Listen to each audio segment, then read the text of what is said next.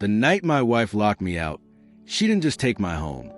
She stole something that could destroy her entire world. The city screamed around me. Sirens, wet pavement, laughter from people who had no idea disaster had already been signed into motion. She stood in the doorway smiling, thinking she'd won. What Rachel didn't know was that the moment she took my company's seal, she also took on a debt that could bury her alive. The night my wife locked me out, the city felt louder than it ever had. Sirens bounced off wet pavement. A bus hissed as it knelt at the curb. Someone laughed too hard across the street, like nothing important had just shattered. The company is Mom's now. Rachel stood in the doorway of the townhouse we once fought over paint colors in.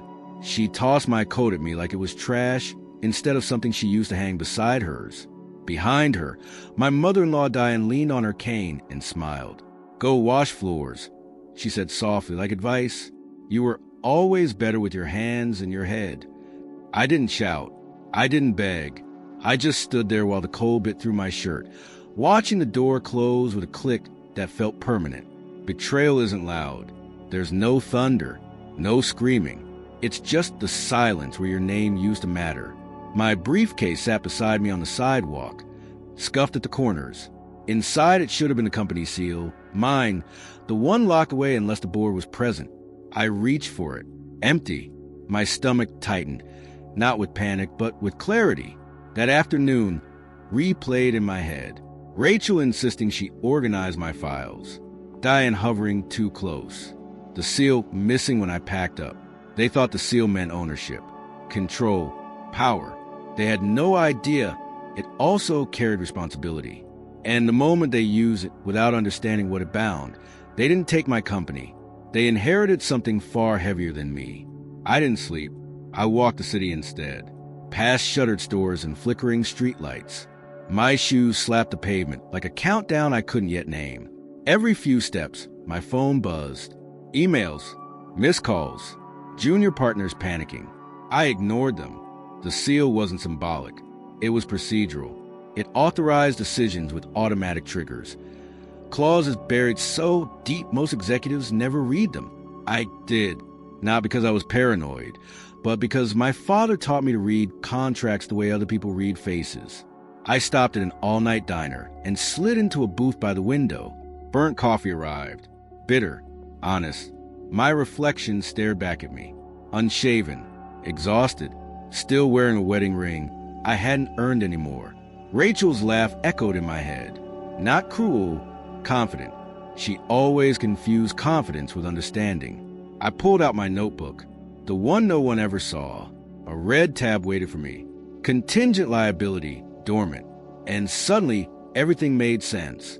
I traced the red tab with my finger, feeling my pulse slow instead of race. Contingent liability, dormant. The seal didn't just approve transfers. It acknowledged assumption of risk, personal guarantees, environmental exposure, a lawsuit frozen for 3 years, waiting for the wrong signature to wake it up. They thought they'd stolen authority. What they'd really stolen was accountability. I paid my check and stepped back into the cold, suddenly grateful for the distance. They believed they'd erase me. What they actually did was replace my name with theirs on a line that had never been meant for them.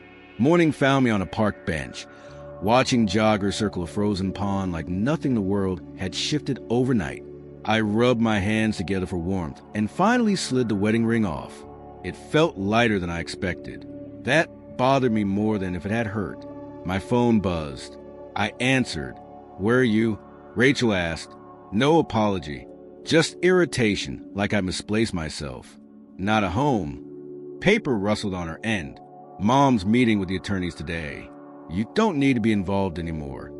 Anymore, the word landed wrong. Like erasing a chapter without reading the ending. "Make sure they read section 12, I said quietly. She laughed. "Miles, please. You always do this, overcomplicating things." The line went dead before I could answer. I walked to my old office building and stopped across the street. People streamed inside with coffee cups and confidence, unaware the foundation had already shifted. I didn't go in. What mattered was happening behind conference doors where my absence felt like relief. At first, At noon, my former assistant texted me one sentence. They're using the seal. I sat on the curb and closed my eyes. Section 12 required disclosure. Within 24 hours of assumption, environmental audits, retroactive liabilities, the kind that didn't care who laughed last or who meant well. Diane once said, if it's not visible, it's not real. She'd said it about mold in her basement. She'd say about this too. But some things only exist on paper until the moment they don't. And once acknowledged, they don't disappear just because you didn't know they were there. By afternoon, the calls changed tone. Unknown numbers first, then familiar ones. Partners who used to nod at me in meetings now whispering caution into voicemail. I let most of them ring, because sometimes control doesn't come from speaking. It comes from waiting. I went back to the diner. Same booth, same burnt coffee. The waitress didn't ask questions. She just refilled my cup and slid me a napkin when she saw my hand shaking. At 3:17 p.m., my phone lit up. Diane. I answered. Miles, she said, breathless, her cane tapping faintly in the background. There's been confusion. I looked out at the street. What kind? I asked. Our attorneys say there's exposure, Diane whispered. Significant exposure. She lowered her voice like the walls might be listening. You should have told us. I almost laughed, not because it was funny, because it was familiar. Responsibility always arrived late, dragging blame behind it. You didn't ask, I said. Her tone sharpened. Rachel trusted you. No, I replied. She replaced me. Silence stretched across the line. I could hear urgent whispering near her, papers sliding, fear leaking through professionalism. Finally, she asked, how much? I watched people rush past the diner window, chasing normal days while mine was being rewritten. Once it's fully activated, I said, north of 500 million. The line went dead. I didn't feel triumph, just a hollow calm, like setting down something heavy you've been carrying without realizing its weight. I left before sunset. I didn't want to watch the light die through the same window again. Life doesn't deserve neat symbolism. My phone buzzed nonstop as I walked. Rachel, Diane, Rachel again.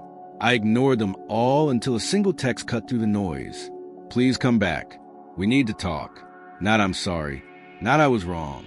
Just urgency dressed like entitlement. I stopped beneath an overpass where the city roared louder, where echoes swallowed softer sounds.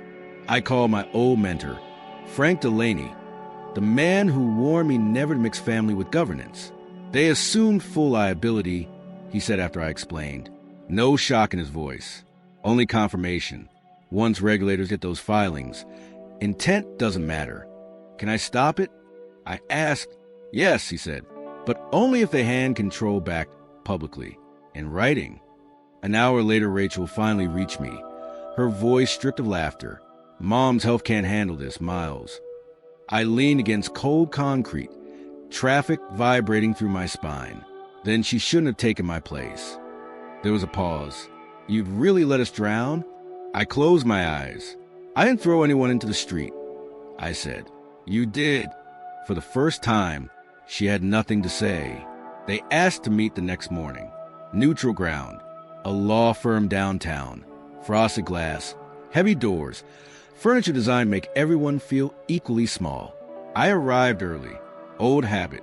I sat alone at the long table, palms flat on the wood, noticing the faint ring where a glass had once been left too long. Marks like that never vanish. They just fade enough for people to pretend they're gone. Footsteps echoed. Rachel entered first. No makeup, no silk confidence. She would meet my eyes. Then Diane followed, slower than usual, cane striking too hard against the floor. Confidence had left her posture. Fear had taken its place. And I finally knew the seal had done its work. The attorney spoke in careful, padded phrases. Exposure, regulatory obligation, immediate remediation. I let the words drift past like weather reports. What mattered wasn't the storm. It was who was standing in it. Rachel's hands twisted together beneath the table, the same way they always did when she was lying or hoping she wasn't. Diane kept adjusting her grip on the cane. Knuckles pale, confidence leaking out through every breath. Finally, she turned to me. "You planned this," she said. I shook my head. I prepared for it. There's a difference, but people only understand it after they need it. Frank Delaney slid a document across the table. "This restores operational control to Mr. Everett," he said calmly. "Effective immediately. It halts the acceleration." Rachel stared at the paper, like it might bite. "And if we don't?" she asked. The room went quiet. I answered before anyone else could. "Then it continues with your names on it." Diane's pen hovered, trembling. In that moment, I didn't feel powerful. I felt tired, but clarity hardens you. The scratch of the pen sounded louder than it should have. Diane signed first. The second her name hit the page, her shoulders dropped, like something invisible had finally been lifted or returned to where it belonged. Rachel hesitated longer. Her eyes flicked toward me, searching for something familiar. Comfort, anger, mercy. I gave her none of it. Not cruelty, not forgiveness, just stillness. When she signed, it didn't feel like victory. It felt like a locked door quietly unlocking. The attorneys gathered papers. Phones appeared. Instructions whispered. The room shifted from confrontation to cleanup, like a storm passing without apology. Control transferred back to me through clicks and confirmations that felt strangely anticlimactic. Rachel followed me into the hallway. "I didn't think you'd actually let it get this far," she said. I stopped walking. "That's the problem," I replied. "You thought." She flinched, not at the words, but at the truth behind them. "What happens now?" she asked. Through the glass wall, the city moved below us. Traffic flowing. Systems continuing because someone took responsibility for what no one likes to see. "Now I do my job," I said, "the one I was doing before I got replaced." She nodded like she understood, but understanding isn't acceptance. As the elevator doors closed, my phone buzzed. Internal alert. Dormant claim suspended. Temporary. I stared at the word temporary as the floor numbers slid past. Some consequences pause. Others just wait. And I finally understood which kind we were dealing with. I moved out that afternoon, not in anger, not in secrecy, just with boxes stacked neatly, each one lighter than the last. The townhouse felt different without shouting. Emptier, yes, but clearer, like a room after smoke finally clears. By evening, the board convened, faces on a screen. Me at the head again, wearing the same jacket I'd worn the night I was thrown out.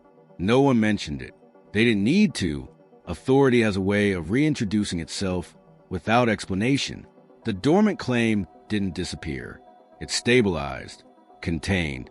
I authorized audits, disclosures, slow repairs, the unglamorous work that keeps disasters from becoming headlines. The kind of work Rachel used to mock because it didn't look like success. Later that night, a single text from Rachel appeared. I didn't know it was this heavy. I typed a reply, erased it, typed again. That's why it was never yours to carry. I slept in a small apartment with bare walls and borrowed furniture. The window rattled in the wind. It wasn't comfortable, but it was honest.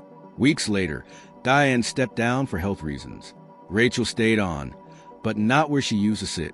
Titles change faster than trust. Sometimes I think about the seal. How small it was. How much weight it carried. Not power. Responsibility. They laughed when they took it from me. They stopped laughing when they learned what it meant. And I didn't need revenge. I just needed the truth to be signed. The city hummed outside my window. Life moved on. I watched it unshaken. Because now I knew what it meant to stand still while the world tried to rewrite you. To reclaim what belongs to you. Quietly, without fury.